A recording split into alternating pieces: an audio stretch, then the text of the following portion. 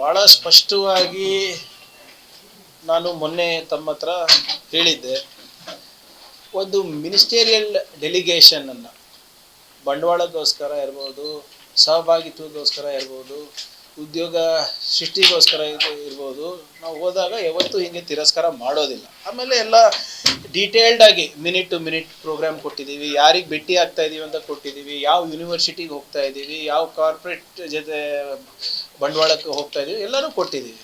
ಅದಾದಮೇಲೂ ತಿರಸ್ಕಾರ ಮಾಡಿದರೆ without giving any reasons. ನಾನೇನು ಹೇಳಿದೆ, ನೀವು ತಿರಸ್ಕಾರ ಮಾಡಾಗಿದ್ರೆ ನಾವು ಒಪ್ತೀವಿ ನೀವೇನು ಹೇಳಿದ್ರು, ಆದರೆ ಕಾರಣಗಳು ಕೊಡಿ ಅಂತ. ಯಾವಾಗ ಇದು ವಿಚಾರ ಬಹಿರಂಗ ಆಯಿತು ಅವಾಗ ಅವರು ಏನು ಅವ್ರ ಮನಸ್ಸಿನಲ್ಲಿ ಏನು ಪರಿವರ್ತನೆ ಆಯಿತು ಗೊತ್ತಿಲ್ಲ. ಏಕಾಏಕಿ ಅವರು ಹೇಳ್ತಾ ಇರೋದು, ನಾವು ಕೊಟ್ಟಂಥ ಆದೇಶವನ್ನು ನೀವು ಪರಿಗಣಿಸಬೇಡಿ, please kindly ignore the previous order and we revoke ಅಂತ ಹೇಳ್ತಾರೆ. We revoke our previous decision ಅಂತ. ಈಗ ರಿವೋಕ್ ಅನ್ನೋದು ಸೆಕೆಂಡ್ರಿ, ಅದನ್ನು ಇನ್ವೋಕ್ ಯಾಕೆ ಮಾಡಿದ್ರಿ ಫಸ್ಟು ಅಂತ ನಾನು ಕೇಳ್ತಾ ಇರೋದು. ನೀವು ಹಿಂದೆ ತಗೊಳ್ಳೋದು, ಹಿಂದೆ ಪಡೆಯೋದು ಬೇರೆ ಮಾತು. ಈ ನಿರ್ಧಾರವನ್ನು ಯಾಕೆ ತಗೊಂಡ್ರಿ ಅಂತ ನಾನು ಕೇಳ್ತಾ ಇರೋದು ಅಷ್ಟೇ. ಅದ್ರ ಬಗ್ಗೆ ಅವರಿಗೆ ಉತ್ತರ ಕೊಡ್ಲಿಕ್ಕೆ ಆಗ್ತಾ ಇಲ್ಲ ಅಂದ್ಬಿಟ್ಟು ಇವರು ಇವತ್ತು ರಿವೋಕ್ ಮಾಡಿರ್ಬೋದು.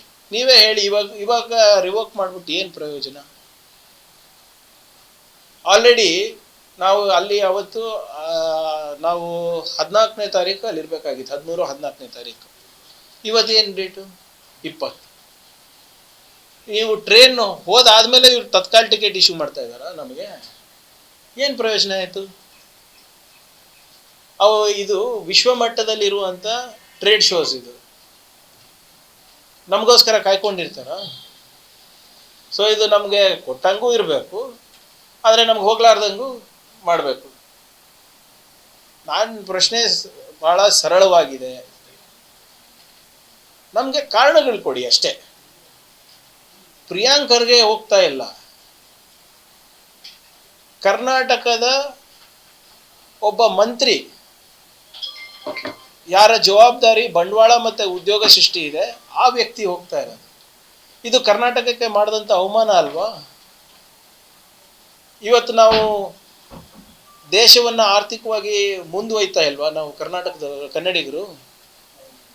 ಸೊ ಇದಕ್ಕೆ ಕಾರಣ ಕೇಳ್ತಾ ಇದ್ದೀವಿ, ಅವ್ರು ಕಾರಣ ಕೊಟ್ಟಿಲ್ಲ. ಅದಕ್ಕೆ ನಿನ್ನೂ ಬರೆದಿದ್ದೀನಿ, ನಾವು ಇದನ್ನು ಸುಮ್ಮನೆ ಬಿಡೋದಿಲ್ಲ. ಯಾರು ಜವಾಬ್ದಾರಿ ಸರ್? ಇವಾಗ ನಮಗೆ ನಾಳೆ ಬಂಡವಾಳ ಬಂದಿಲ್ಲ, ಉದ್ಯೋಗ ಸೃಷ್ಟಿ ಮಾಡಿಲ್ಲ ಅಂದರೆ ನಾವು ಜನರಿಗೆ ಉತ್ತರ ಕೊಡಬೇಕಲ್ವಾ? ನೀವು ನಮ್ಮ ಮಾಧ್ಯಮ ಸ್ನೇಹಿತರು ಕೇಳ್ತೀರಲ್ವ ನಮಗೆ? ಆಯ್ತಪ್ಪ, ಎಂ ಬಿ ಪಾಟೀಲ್ ಅವರಾಗಿರ್ಬೋದು, ನೀವಾಗಿರ್ಬೋದು, ಎಷ್ಟು ಇಂಡಸ್ಟ್ರಿ ತಂದಿದ್ದೀರಾ, ಎಷ್ಟು ಉದ್ಯೋಗ ಸೃಷ್ಟಿ ಮಾಡಿದ್ದೀರಾ, ಎಷ್ಟು ಬಂಡವಾಳ ಹಾಕಿದ್ದೀರಾ, ಅವೆಲ್ಲನೂ ನೀವು ಕೇಳ್ತೀರಲ್ಲ ನಮಗೆ.